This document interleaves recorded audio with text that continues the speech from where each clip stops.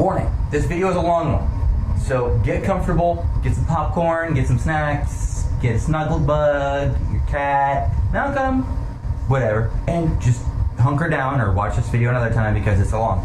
Okay kids, this week's video is a supplementary video that I promised you on the smoking versus vaping video. It's basically how I got to what we got. Oh, by the way, if you still haven't seen that video, click here. Good. Now you've seen the video, or you're just placating me. Either way. Now when I set out to make that video, all I really wanted to do was tell my story about why I vape versus why I smoke. But like any good video, I did my research first to make sure I wasn't some sort of Johnny-come-lately. And watched a lot of great documentaries on smoking versus vaping, what's the difference, though nothing really came conclusive until I got to, oh god, it's that girl. Nothing against her. I'm sure she's a great person. I don't know her in real life. I just watched her videos, and she just annoys the crap out of me.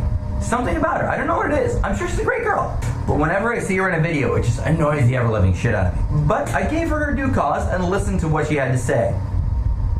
Unfortunately. It was absolute bullshit. Something about how when people vape, they're more likely to go back to cigarettes. No. That's why they vape. When you vape, you're a non-smoker, and so that really got the fire lit under my ass to make the video. So I figured, okay, what better way than to go directly to Smokeless Smoking in Northeast, like blocks away from my studio, and ask them their opinion on smoking versus vaping, and also that new law that I heard that was in the works and I didn't quite know anything about. Well, I got more than I bargained for. And here is what I got. Tax hike actually doesn't have to do with revenue generation, although they're saying that it does, because the tax hike is due at time of manufacture, not at time of sale. This is a backdoor effort to try and shut down the vaping industry. This is not about them trying to generate the revenue that they've quote-unquote lost from traditional tobacco products. Because if it was, they would allow that tax to be paid at the time of sale of the product like you would on anything else. Like liquor sales. Or even, any other product. Target doesn't have to pay sales tax at the time that they import certain items. They have to pay that sales tax on whatever items they sell, okay? The proposed tax that they're putting in for us is due at time of manufacture. Therefore, any time that we manufacture a milliliter of e-liquid, they want us to pay 30 cents before that e-liquid is ever sold to an individual or sold wholesale.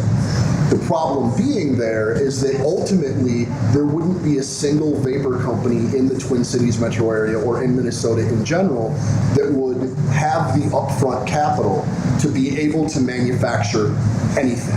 Basically, they want their money before we even make money on it. And that being the case, this is really a backdoor effort to try and shut down the vaping industry because nobody is going to be able to come up with the upfront capital to be able to go, oh, okay, well, we made X number of liters of e-liquid. Here's $30,000 before we even have the opportunity to put this up for sale. See, I didn't even know that. Yeah. Let's say that's definitely going in. That's where things start to get really ugly on this, and that's where it's become really obvious that this isn't about anything other than trying to make vaping just go away. And rightfully so. When you look at it with the tobacco company settlement that happened in 1997, the way that settlement worked is that if cigarette sales at any point drop below 1997 levels, that $6 billion payout goes down, okay? So this is the first product that has ultimately really made any kind of a dent in 1997 levels of cigarette sales. All the other smoking cessation products, whether it be the patch or the inhaler or the gum or the whatever, at best they have a 6 to 8% success rate, okay? We're talking about a product that, now we don't fully have numbers to back this up, but just going by our sales and by the individuals that we've spoken to, we're talking about a product that has closer to a 55 or 60% success rate, where if people start vaping, 55 to 60% of those people ultimately quit their addiction to traditional tobacco products. They're done, okay? That's making a huge cut into that 1997 level that they're trying to keep smoking numbers above. And they'll never tell you about this, okay? But ultimately, the state loses money, the cities individually lose money, the tobacco companies lose money, and they've got huge amounts of lobbyists. And the pharmaceutical companies that are making quote-unquote FDA-approved smoking cessation Pfizer and products stuff like that lose money, which means that the FDA also loses money because these companies that are making these products are saying, well, people aren't buying it anyway, so why would we continue to pay for quote-unquote FDA approval if we're not going to be able to effectively market the product once we're done? There's a whole lot of individuals with big lobbyists that are losing huge amounts of dough because of the vaping industry. And then they come out with this last minute kind of underhanded backdoor, oh, we're not really going to let anybody know when the vote is, tax that is due at time of manufacture, not at time of sale.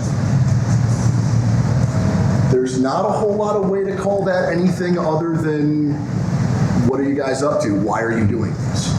I mean, just going off of that, like there was a little while back, Nate posted on Facebook a couple of different local news interviews that he was on about the ban about vaping indoors. And like this shop I love because I can come in, I can try different flavors, we could sit here, we could shoot the shit and make them vape, it's no problem. But over in the Bloomington store, you can't even vape indoors. No, you can't. And I work at the Bloomington store 2 days a week. And it's ultimately... You have to go across the parking lot to try anything. and ostensibly the verbiage that they used for that was to keep vaping out of the public eye. Okay? So that we weren't attracting children, blah, blah, blah, blah, blah.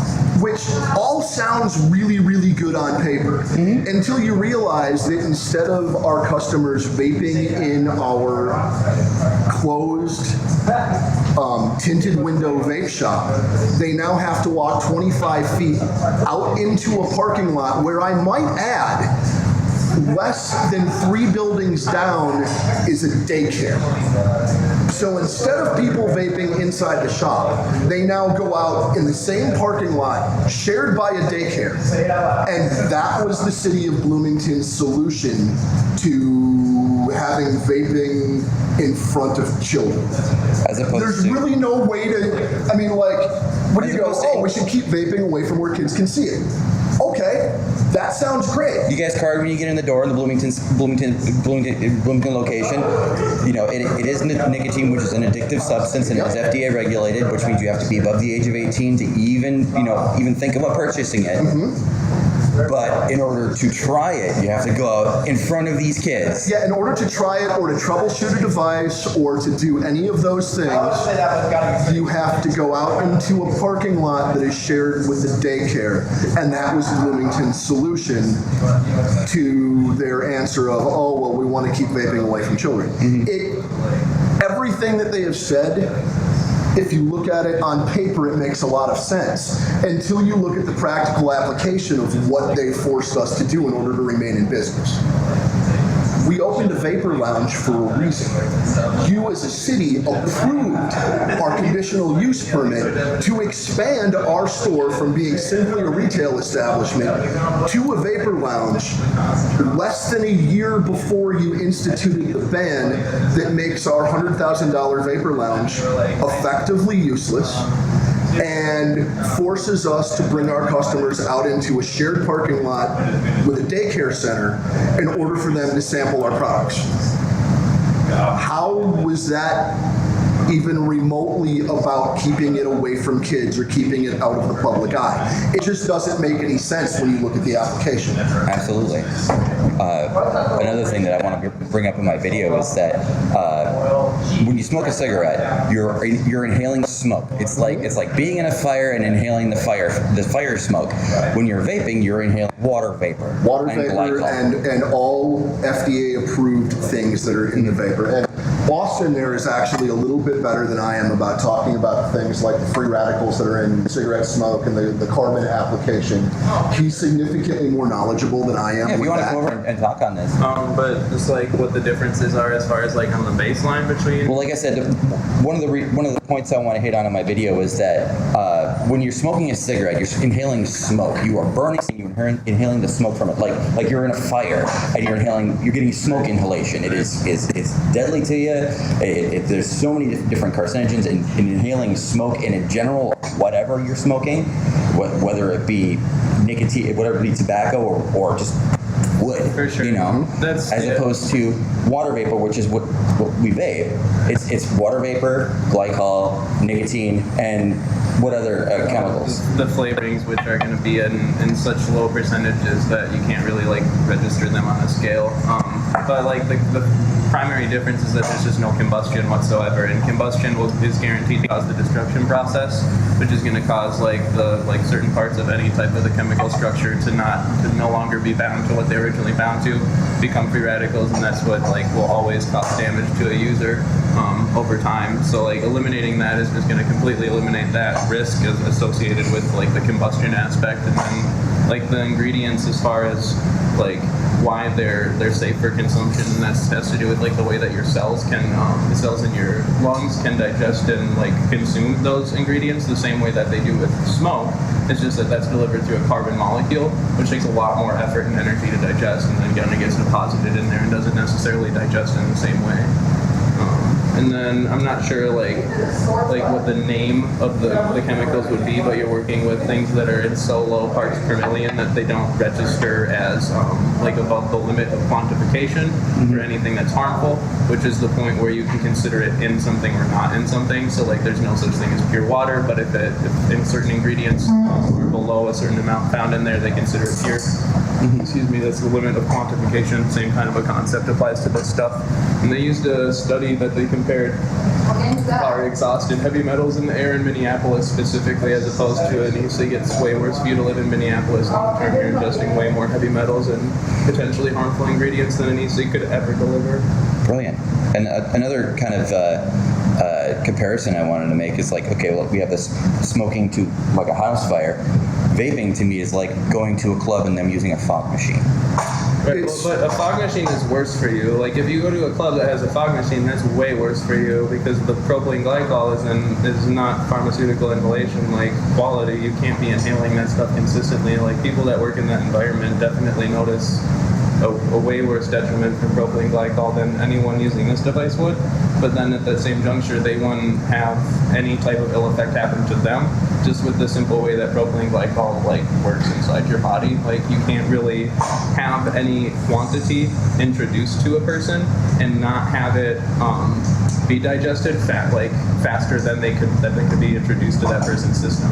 Like you could force feed it in there, sure, into their lungs and like just fill their lungs up with propylene glycol, but obviously that would kill anyone. They would drown them. Right. So like through any means that a person could actually inhale more propylene glycol, your body can digest it faster than it could like theoretically consume and harm a user. And obviously there could be like random variables involved. Like you can take out air pressure and like mess with the density, and then you can fill the room with a higher density of propylene glycol. But they did that with monkeys and found that similar effects were still found. There's just like a range that the stuff obviously had to be digested as opposed to at the time of being introduced to the Brilliant. Consumption.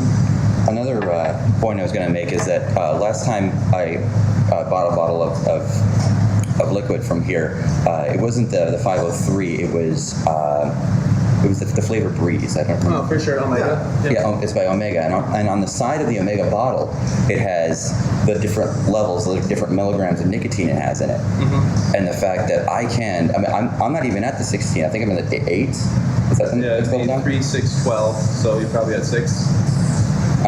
Yeah, I'm at 6. Yeah, so it's 3, 6, 12. Then. Yep. Yeah, it's 0, 3, 6, 12. That's on the side of the bottle. Yep. I'm at 6 right now. Back when I first started vaping, I was at 12. Now I'm at 6. I can drop it next time I come and buy a bottle. Probably gonna drop it down to 3. And after that, I might even drop it down to 0 just to kind of, to stop that kind of oral fixation. And the other question to tie in with that is, when was the last time you saw the milligrams of nicotine printed on a cigarette packet? Good question. Well, And- it's completely unmeasurable in a cigarette is the other reason, and part of why it's so easy to step down through vaping is that like the delivery system is 90 to 95% efficient, whereas a cigarette is like 10 to 15% efficient. So even if you were to take out half the nicotine like you did going from 12 to 6, if you hit it a second time, you've effectively consumed twice as much nicotine as that, as that first hit. So you realistically every 2 hits is like 12. So you're getting just as satisfied. Whereas in a cigarette, if they were to take out half of the nicotine, the amount of time it takes for your body to receive it and the way that it gets digested, you wouldn't actually get the same effect. And on top of that, every single time you smoke a cigarette, you have a cigarette's worth of nicotine.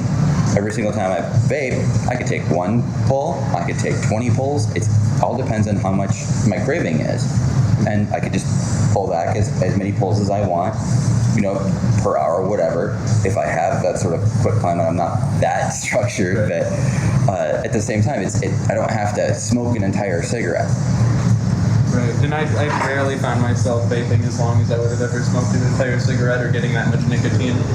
One of the other cool things about nicotine is that it's like actually the only other substance in the world that your brain will react to as if it needs it to live, like it's food or some sort of like sustenance. So it can regulate how much nicotine it needs or wants far more accurately than it can control any other craving. So like when you are like done vaping, so to speak, even if you vape 5 minutes after that, you're essentially riding at the level of perfect consistently. Just kind of like a substrate to nicotine in itself. Like it's the only thing that regulates itself almost perfectly. That's interesting. I've never heard that before. Yeah, like you think that you're dying if you don't have it. Like your brain is like, oh, my synapses don't allow for like the electrons to move as efficiently. That's one of nicotine is a stimulant. That's another point I kind of wanted to hit on is the fact that nicotine itself, which is pretty much the only FDA regulated chemical in vaping. Am I correct in this? Well, propylene glycol is like FDA regulated vegetable glycerin. As an individual ingredient, that's the other thing that pisses me off about the FDA. Like every single ingredient is FDA regulated. As grouped up together, they're just simply not and labeled that. Even grouped up together and put into a million other things, it's totally fine. But then the FDA doesn't fucking approve cosmetics, which get put onto the largest organ you have, like your skin. And that's blasted with like fucking aluminum shaving so that you don't sweat. And then it goes into your pores and it kills you. It doesn't make a whole lot of sense. It just doesn't seem like, but you can, like, don't tell me that this shit's not FDA approved when all the ingredients are in fucking cosmetics are bad, like, are totally kosher. Like, I can go and buy any soap that's probably, like, putting some type of crazy thing that I could call something bad and make everyone scared about, especially if I told them it could touch their kids. Like, and your kids could touch this shampoo too. And there's where it goes back to the first thing that we were talking about is that the FDA will not probably ever approve this as a smoking cessation device. Reason being is because they're being paid very, very, very well by drug companies not to. I have no evidence to confirm or deny that, but I have no doubt you're correct. But the point I kind of wanted to make is the fact that the big chemical that people are worried about is nicotine. And there's nicotine in tomatoes, and there's nicotine in a million other foods that we consume every day. Pistachios, walnuts. Every single nightshade plant on the planet, which is primarily where most of this nicotine comes from. Not even. And the vast majority of legumes have some degree of nicotine in them. So we're talking about a naturally occurring substance here.